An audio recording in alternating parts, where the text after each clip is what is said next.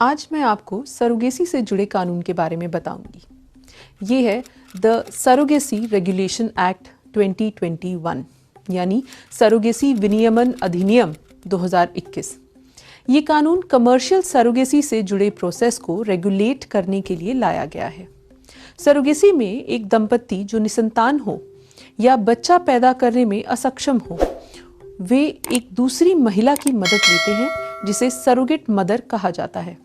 लेकिन भारत में अब कमर्शियल सरोगेसी पर रोक लगा दी गई है और ये केवल ऑल्ट्रुइस्ट या परोपकार के लिए किया जा सकता है। सरोगेसी पर आया ये कानून सरोगेसी के व्यापार को रोकने के लिए लाया गया है।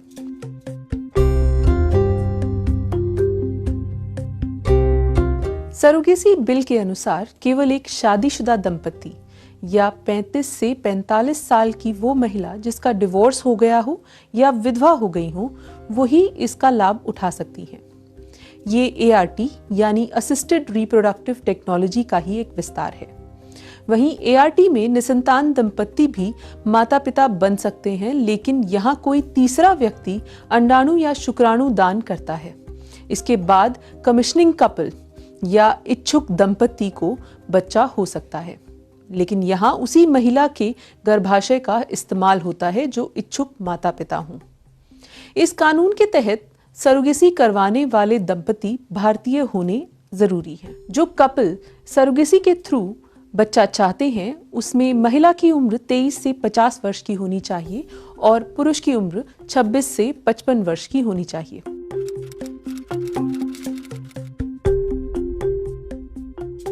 अगर कोई डिवोर्स्ड या विधवा महिला मां बनना चाहती है और सरोगेसी से बच्चा चाहती है, तो कानून के अनुसार उसकी उम्र 35 से 45 वर्ष के बीच होनी चाहिए। वहीं कानून सिंगल मेल और ऐसे कपल को जिनका पहले से एक बच्चा हो, उन्हें सरोगेसी के जरिए माता पिता बनने की अनुमति नहीं देता। हालांकि ऐसे कपल जिनका अगर पहले जो बच्चा है वो मानसिक या शारीरिक रूप से बीमार है या फिर उसे लाइफ थ्रेटनिंग या फैटल इलनेस हो, यानी जहां जान का खतरा हो, उन्हें डिस्ट्रिक्ट मेडिकल बोर्ड के अप्रूवल और सर्टिफिकेट के बाद दूसरा बच्चा सरोगेसी से पैदा करवाने की अनुमति है। अब ये समझ लेते हैं कि सरोगेट मदर कौन बन सकती है। सरोगेट मदर वही महिला बन सकती है जो कमिशनिंग कपल या जो दंपति माता पिता बनना चाहते हैं उनकी करीबी हो, स्वस्थ हो, खुद भी शादीशुदा हो और कम से कम एक बच्चे की मां हो। इस महिला की उम्र 25 से 34 वर्ष के बीच होनी चाहिए और पहले सरोगेट मदर भी कभी ना बनी हो।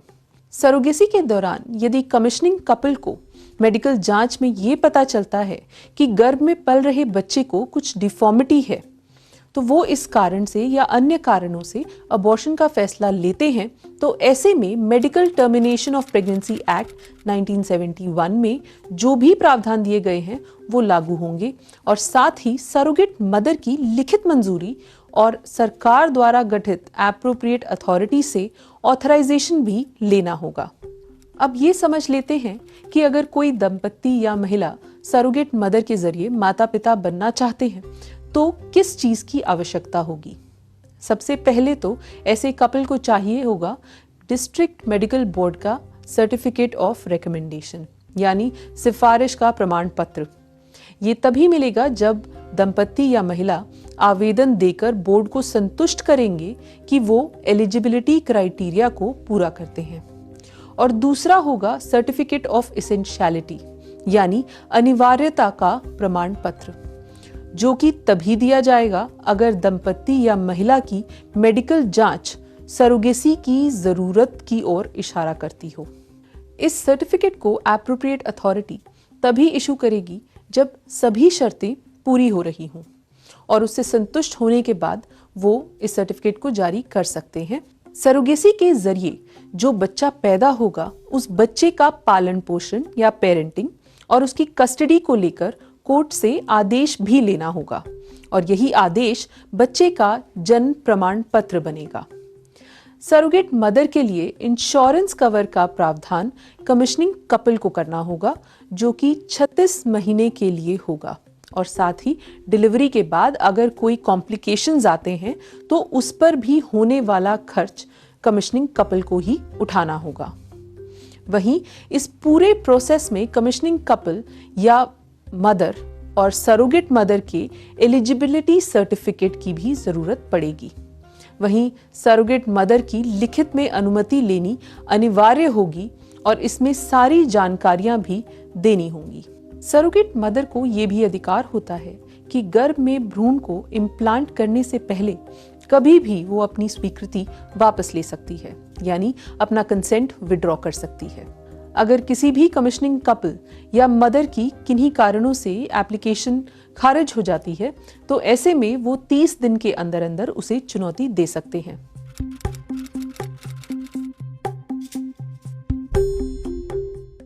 वहीं अगर कोई कमर्शियल सरोगेसी करवाता है या ऐसी कोई सरोगेट मदर का शोषण या उस बच्चे की तस्करी या ट्रैफिकिंग करने के लिए सरोगेसी का सहारा लेता है तो ऐसे व्यक्ति या संस्था का दोष साबित होने पर उसके खिलाफ 5 से 10 लाख रुपए का जुर्माना और 10 साल तक की जेल की सजा का प्रावधान है। वहीं अगर कोई क्लिनिक या अस्पताल सरोगेसी करवा रहा है तो ऐसे में उसे सरोगेसी से संबंधित सभी दस्तावेज रिकॉर्ड 25 साल तक अपने पास संरक्षित या प्रिजर्व रखने होंगे। उम्मीद करती हूं मैं जो जानकारी दे रही हूं वो आपके काम आ रही होगी और इसी तरह जुड़े